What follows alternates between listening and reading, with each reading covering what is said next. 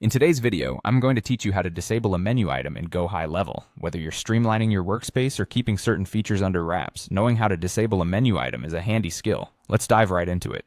First, you'll need to make your way to the GoHighLevel application. Ensure you're logged in so we can move on to the relevant settings. Once you're in, the next step is to navigate to the settings area. This can typically be found on the left-hand side of the dashboard, often represented by a gear icon. Click on that, and it will open up a variety of options for you to manage your account settings. Now inside the settings menu, we're interested in the option labeled Custom Menu Links. This section is where you'll configure which menu items your users can access. Click on Custom Menu Links to proceed. By doing this, you'll see a list of available menu items. Each of these can be customized to suit your needs.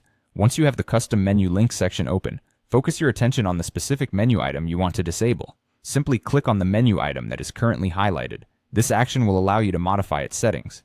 You'll find it straightforward to navigate through this interface. Don't be alarmed if nothing seems to happen immediately. Some interfaces require a bit more interaction than others. After selecting the item, you might notice that there are several highlighted entries. Click through each highlighted item sequentially. This action ensures that you've captured all aspects of the configuration settings that pertain to the item you want to disable. It sounds repetitive, but clicking each highlighted entry confirms you're aware of all the settings associated with that menu item.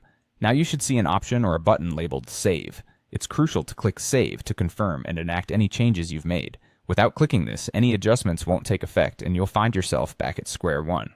Repetition solidifies processes in this type of system, so don't be surprised if you see another prompt or section requesting you to save again. Confirm every time you see a save option to ensure that your settings are locked in. With that last confirmation, you've successfully disabled a menu item. The changes should now be reflected in your menu settings, limiting access according to your newly set parameters.